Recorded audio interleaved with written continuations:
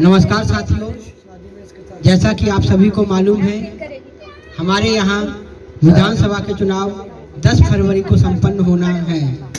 मेरा आप सभी से विनम्र निवेदन है कि आप उस दिन सबसे पहले मतदान करें, उसके बाद ही कोई कार्य करें। जैसा कि आप सभी को मालूम है, आज बसंत पंचमी और सरस्वती पूजा है। तो आइए इसके बारे में आपको थोड़ी सी जानकारी देने की कोशिश करता हूँ। आज के दिन से ही बसंत ऋतु की शुरुआत हो जाती है। बसंत ऋतु को ऋतुओं में राजा भी कहा जाता है। भगवान श्री कृष्ण ने गीता में कहा है कि मैं ऋतुओं में बसंत हूँ। आज ही के दिन से हर तरफ मौसम सुहाना हो जाता है। पेड़ों में नए नए पत्ते आने लगते हैं, आमों पर बौर लग जाता है, खेतों में सरसों के फूल से भर जाते हैं और हर तरफ मौसम सुहाना हो जाता है। और इसमें वातावरण सुखद हो जाता है। भारत में यह फरवरी मार्च तक रहता है और बसंत ऋतु में की शुरुआत बसंत पंचमी से और इसमें महाशिवरात्रि और होली जैसे पर्व भी आते हैं। एक मान्यता के अनुसार बसंत को कामदेव का पुत्र भी कहा जाता है। सौंदर्य के देवता कामदेव के घर पुत्र उत्पत्ति का समाचार पाते ही प्राकृतिक झूम उठती है। पेड़ों पे नए नए पत्ते आने लगते हैं, हर तरफ फूल खिलने लगते हैं और प्राकृतिक के कण कण में खिल उठता है। बसंत पंचमी की कथा। सृष्टि के प्रारंभिक काल में भगवान विष्णु की आज्ञा से ब्रह्मा जी ने जीवों, खासकर मनुष्य योनि की रचना की। अपनी सर्जन से वो संतुष्ट नहीं थे। उन्हें लगता था कि कुछ कमी रह गई है, जिसके कारण चारों ओर मौन धारण या छाया रहता था। विष्णु से अनुमति पाकर ब्रह्मा जी ने अपने कमंडल से जल का छिड़काव पृथ्वी पर किया, जिससे कंपन उत्पन्न हुआ। उसके बाद वृक्षों के बीच एक अद्भुत शक्ति का उदय हुआ। यह शक्ति 4 भुजाधारी सुंदर स्त्री का था, जिसके एक हाथ में वीणा और दूसरे हाथ में मुद्रा में था। अन्य दोनों हाथों में पुस्तक और माला थी। ब्रह्मा जी ने देवी से वीणा बजाने का अनुरोध किया। जैसे ही देवी ने वीणा का बजाया, संसार के समस्त जीव जंतुओं को वाणी प्राप्त हो गई। जलधारा में कोलाहल होने लगा, पवन चलने से सरसराहट होने लगी। तब ब्रह्मा जी ने उस देवी को वाणी की देवी सरस्वती कहा। सरस्वती को भागीरथी, भगवती, शारदा, वीणाधारी और कई नामों से जाना जाता है। माँ सरस्वती की पूजा की विधि। आज के दिन माँ सरस्वती की पूजा करने के लिए सबसे पहले एक जगह सरस्वती माँ की प्रतिमा या कोई चित्र स्थापित करें। उसके बाद कलश स्थापित कर सबसे पहले भगवान श्री गणेश का नाम लेकर पूजा करें। सरस्वती माता की पूजा करते समय उन्हें पीले रंग के फूल अर्पित करें और सफ़ेद वस्त्र पहनाकर फिर माँ सरस्वती को श्रृंगार करें।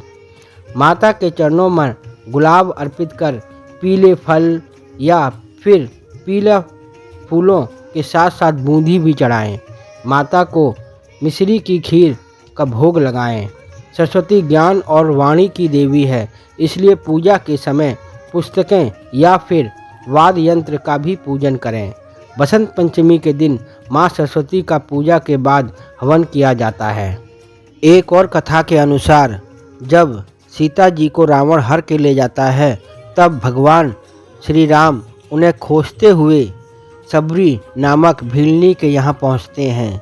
जब राम उनकी कुटिया में पधारते हैं तो वह अपनी सुध बुध खो बैठती है और प्रेमवश चख चख कर मीठे बेर राम जी को खिलाने लगती है।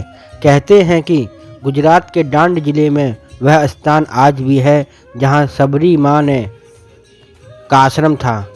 बसंत पंचमी के दिन श्री प्रभु रामचंद्र वहाँ पधारे थे, इसलिए बसंत पंचमी का महत्व और भी बढ़ जाता है।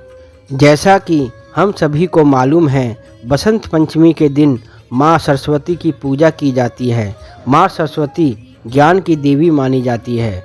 गुरु शिष्य की परंपरा के तहत आज के दिन ही माता पिता अपने बच्चों को गुरुकुल में गुरु को सौंपते थे, यानी बच्चों की औपचारिक शिक्षा आज से ही प्रारंभ होती थी।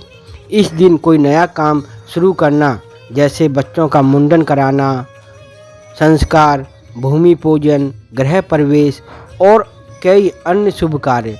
और आज के दिन ही बहुत से जिनके विवाह में कोई अड़चनें आती हैं, वो आज के दिन उस विवाह संपन्न भी कर सकते हैं।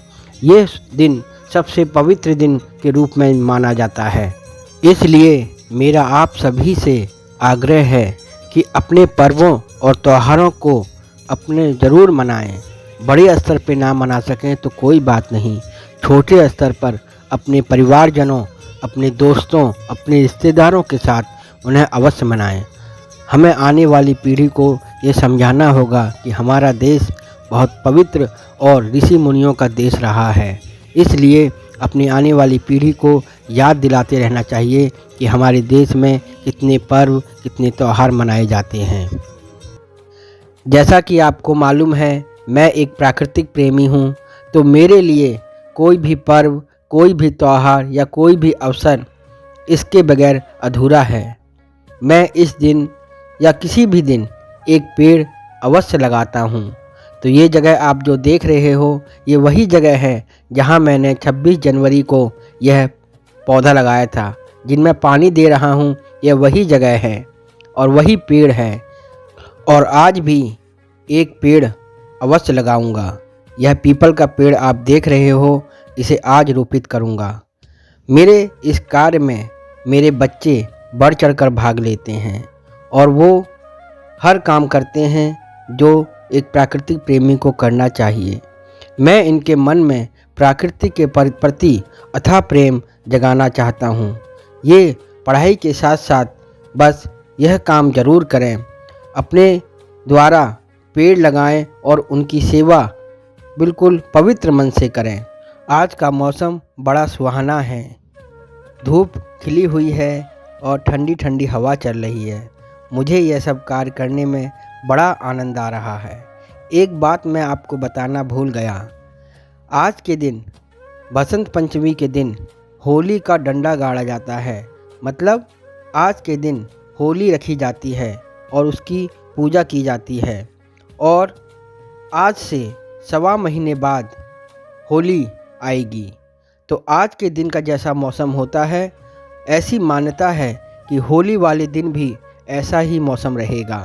तो मुझे पूरी विश्वास है कि होली वाला दिन खूब धूप निकलेगी और मौसम थोड़ा गर्म होगा, जिससे हम होली ठीक ठाक और हर्षोल्लास से मना पाएंगे।